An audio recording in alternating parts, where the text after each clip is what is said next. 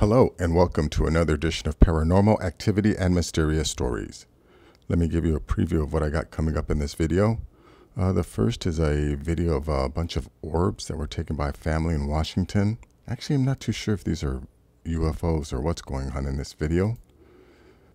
I also have this video from UFO Sightings Daily of just a strange blue light in the night sky. This is a video of a story of a German fighter pilot who fought a UFO in 1917. This is a Linda Moulton Howe video. She talks about the Bermuda Triangle and all the strange things that go on in the Bermuda Triangle. This is a video of an astronaut, Jerry Lininger, saw a UFO from the space station Mir. Actually, I've never heard of this guy, but I found this video. That was interesting. This is another Phil Schneider video. Actually, this was his last speech. It says 2 months before his quote-unquote assassination, or his, they claimed that he committed suicide, but he was definitely taken out.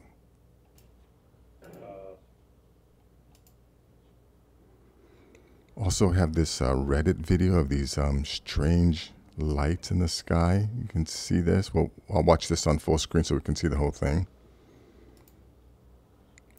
Here's a short 4-minute clip on Bob Lazar. He talks about a documentary that he was creating. And then last is this strange video of these birds flying in formation. I'm not too sure if this is real or if this is some kind of CGI job. I'm really confused with this video here. But we'll take a look at that. So let me go to this first video.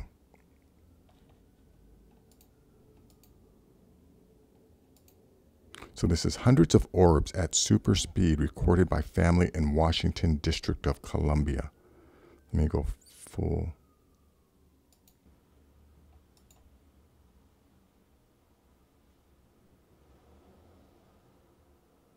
Get it on video, Danielle. Danielle, get it on video. Holy shit, look at the ball, look at the ball. Yeah, you see now, are these actually like physical orbs or something, or is it just like dust particles or bugs? Holy, look at that bright one now. I got it. Oh my god! Daddy! Dad! Look out for the sun! Here. I saw that there was a bright little round thing. That's what they are. With the really dark round thing. Who are you gonna call? Who do I don't know. Let me jump ahead here real quick. Yeah, because this is all that these guys are like, is this a UFO or is this like just dust particles? Oh yeah, they're just playing this in slow motion. Yeah, this video, I'm not too sure what is going on here. Can't tell what these things are. Let me go on to the next video. This is from UFO Sightings Daily. Let me go full screen.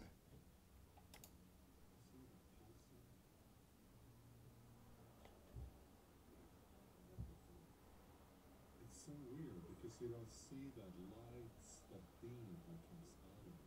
Do you see that? But with this video, this is all you're really seeing. And I can't play the whole video, but I will leave a link in the description so you can check it out yourself. Let me go to the next video here.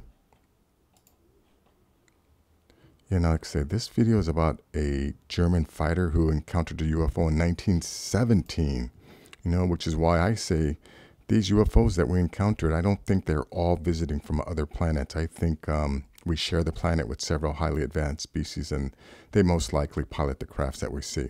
This is a series named Mysteries of the World, talking about strange and inexplicable incidents and events around the world, as well as archaeological artifacts in places that are shrouded with mystery, and their possible links to ancient aliens. In today's video, we will talk about a strange UFO encounter between one of the most feared and famous German pilots of World War I and a UFO, which occurred over the skies of Belgium in 1917. I think this is actually about the Red Baron. The object had orange lights at its perimeter. Peter Waitsford described the situation. He said, "We were terrified because we'd never seen anything like it before." Peter Waitsford, estimated that the UFO was almost 150 feet across, as the two pilots were in a state of shock, trying to figure out what are they witnessing. Richthofen decided to fight the mysterious aircraft, and the dogfight starts. Richthofen tried to get a clear shot, to take down the UFO, but its maneuverability was fast and smooth, which surprised the skilled fighter pilot. He knew that whoever is piloting the craft was more skilled and smarter than him. After a while, Richthofen has successfully hit his target with multiple shots. And suddenly, the UFO appeared to lose control and crashed in the woods. They saw the crash site and claimed that they saw two small humanoids running from the craft and running into the woods. But I'll leave a link in the description, so if you want to listen to the rest of this story. Let me go to this next video here. This is a Linda Moulton Howe video, and she's talking about, you know, all of the strange events that were going on in the Bermuda Triangle, and has a possible explanation for it. Let's listen to this. Pennsylvania, and after high school graduation, he immediately enlisted in the U.S. Navy, beginning on August 5th, 1976. Roger was on active duty for 6 years until 1982, followed by another 26 years in the Navy Reserves. Now, I would like to share with you Roger's extraordinary August. I was assigned to work with a team of NATO scientists, but I was on board the USS Richard E. Byrd. The first event happened in '77 in the Bermuda Triangle. And that's how I got involved with the team, because I was a photographer on board and I was responsible for documenting anomalies and all that. But in '77, it would have been probably around August, we had a horizontal vortex, okay? We were all told to keep our mouths shut, but we had a horizontal vortex, nothing on radar, nothing. It was like blue skies, and it just appeared out of nowhere. So we're on board a guided missile destroyer. It was around 6 p.m. in the evening. We had blue skies, calm waters, no winds. I mean, absolutely calm, okay? And we had a developing storm cloud off our starboard side about a quarter mile away. And no wind, no noise, nothing. It just appeared. And as it grew, it was horizontal in nature, and it was as if it was rotating counterclockwise.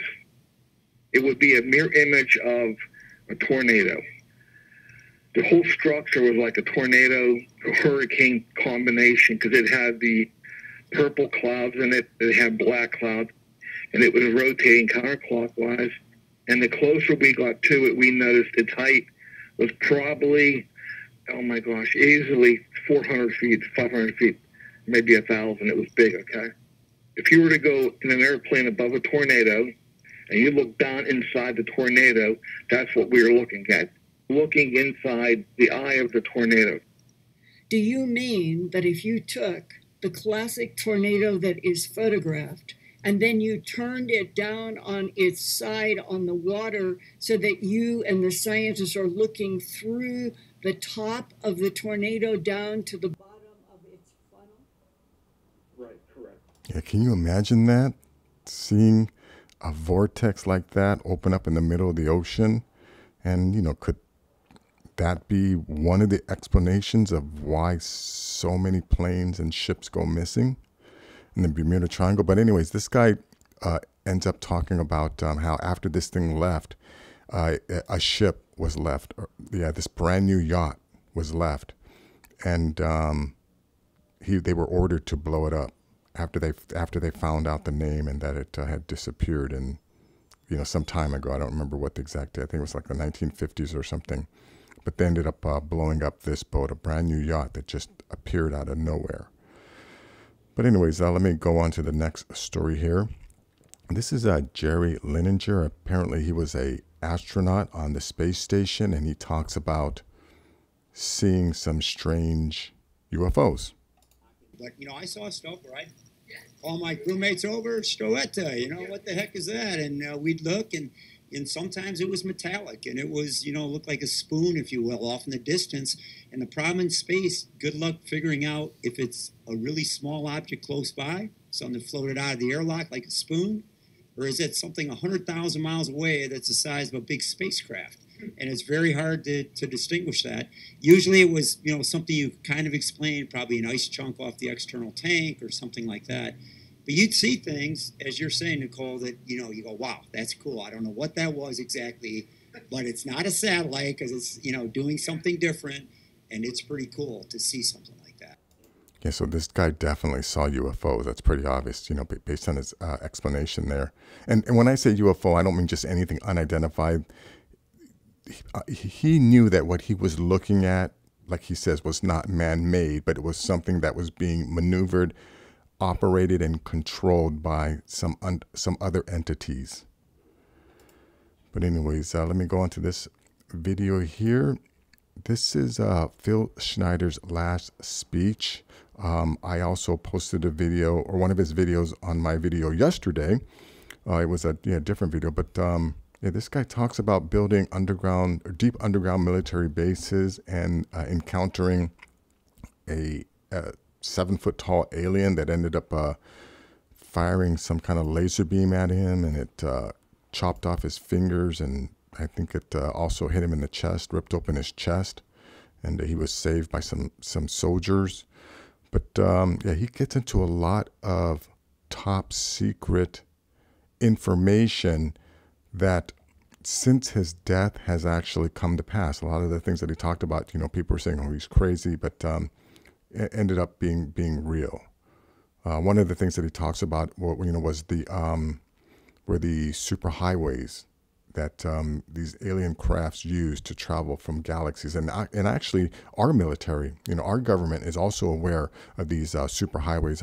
I posted an article in one of my other videos, or I talked about it in one of my other videos, that yeah, our government is aware of these superhighways that allows them to travel great distances in very short amount of time.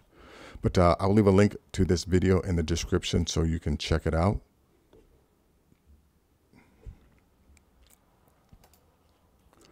Yeah, this is a Reddit video that I found.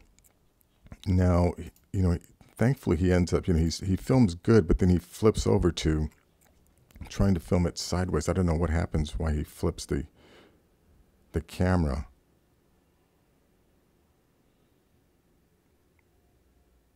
Yeah, you see here, I don't know what he was doing, but he flipped his camera, and I guess the orientation didn't take or something. But yeah, this is the rest of the video is this side shot, which is really hard to make anything out on. But I'll leave a link in the description so you can check that out.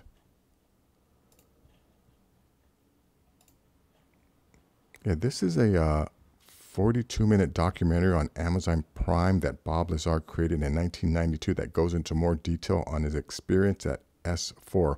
But you know, this video here is actually only 4 minutes and 33 minutes long. Let's hear what he has to say. I call it that because, as you can tell from part one, there's a small segment of the United States government that makes scientific and technological judgments from a knowledge base that is not available to the general public. If the following information is true, the United States government also makes judgments on a historical, philosophical, and even theological level from a knowledge base that is not available to the general public. These are excerpts from some of that information. As part of my indoctrination into the program at S4, I would randomly be taken into a small room which contained a table, a chair, and 120 or so briefings in blue folders. I'd be left there to read for varying amounts of time, usually about half an hour. These briefings contained a wide spectrum of information, mostly relating to aliens and alien technology. These reports appear to be an overview of alien information which can be used to brief scientists from any field about the scope of the whole project. Well, I definitely can't play this whole thing, but, you know, I'm 100% convinced that he is 100% legit. You know, everything that he has talked about has been true, and his story has never changed. Sure, you know, I mean, some of this stuff happened so long ago. Of course, his memory is not going to be perfect, but, you know, yeah, basically his story has never, ever changed. And when someone tells a lie, that's not usually the case. You know, yeah, people that tell stories always have to change the story as their lies are exposed. But nothing has ever yet. Bob Lazar has never had to change his story. And any discrepancy in his school records, I mean, to me, that's what the government would do. That's counterintelligence. They're obviously going to try and hide people's records. You know, that people that go into these top secret or these black budget programs, if they're working on top secret stuff, they're going to try and alter their high school records. I mean, to me, that's kind of obvious. And if there were a few slight discrepancies, again, that's most likely people who are trying to discredit any information because, you know, because they don't want him to, they don't want to give him any credibility or validate anything that he's ever said. So anyways, let me go on to this last one here. Yeah, this one, I'm very confused. We go to the beginning. Yeah, it's like, is this normal for birds to do this?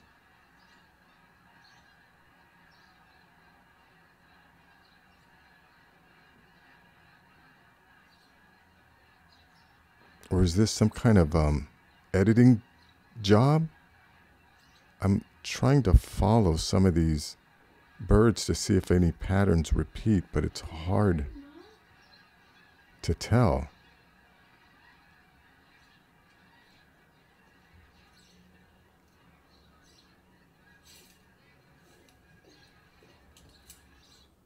Yeah, you see, I thought the dog was going to turn into a bird or something, and, you know, prove that this was some kind of prank video. Yeah, this video, I don't know what is going on. I don't know if birds act like that naturally, or if this is some kind of editing job. But I'll leave a link in the description so you can check it out and you can be the judge. But anyways, that is going to be it for this video. If you like things like this, please give this video a thumbs up. Please share this video. And if you're new to the channel, please subscribe. I'll have more things like this. Take care.